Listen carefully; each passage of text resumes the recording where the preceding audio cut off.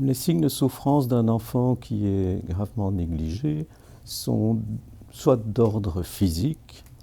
ou médical, soit d'ordre psychologique ou psychomoteur. Donc il y a, selon les types de négligence qui sont à l'origine de ces signes de souffrance, il y a différentes formes d'indices auprès de l'enfant, sur l'enfant, qu'il serait victime de négligence. On a évidemment les signes qui concernent plus le monde médical par son accès au corps de l'enfant, c'est-à-dire tout ce qui relève de l'alimentation, de la croissance, du développement général de l'enfant, mais aussi de l'état de sa peau, des lésions qu'il présente, de l'origine de ces lésions, et aussi, dans certains cas, des accidents qui sont expliqués ou mal expliqués, des accidents qui auraient pu être évités, et donc là on a des lésions traumatiques qui seraient liées au fait qu'il y a des défauts d'attention et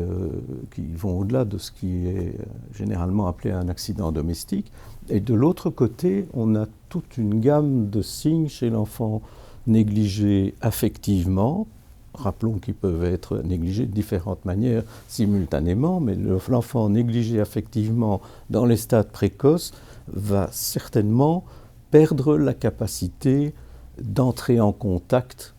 comme d'autres enfants, avec les personnes extérieures, avec le monde extérieur et avec les objets. Il va s'intéresser moins à son environnement et va voir son développement entravé et appauvri, au point de parfois devenir un enfant très en retrait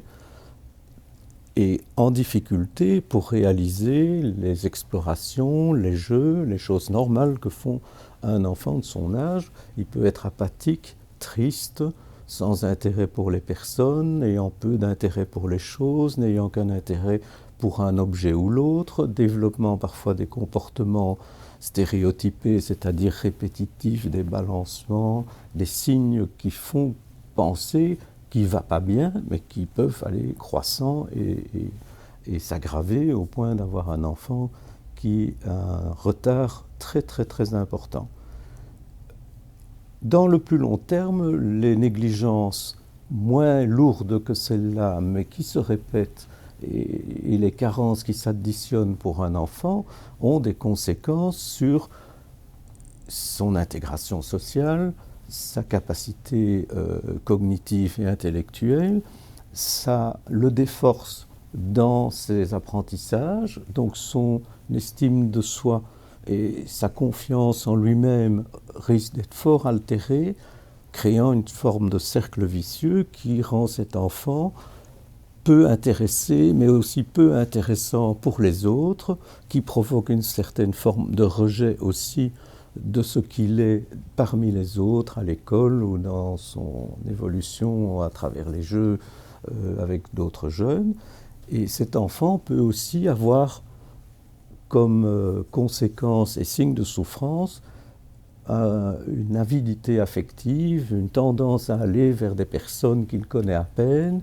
s'y accrocher, mais aussi se décrocher, donc ne pas établir des liens qui soient un peu solides et sélectifs, comme les enfants normaux peuvent le faire au fil de leur croissance, à tel point alors que, devenant plus grands, ils peuvent devenir des jeunes personnes qui sont très à la dérive, très peu attachées à quiconque, évitant finalement de s'impliquer dans une relation. Et il y a tout un cortège alors de conséquences à long terme qui rejoignent une série de problèmes qui sont généralement catalogués comme psychiatriques.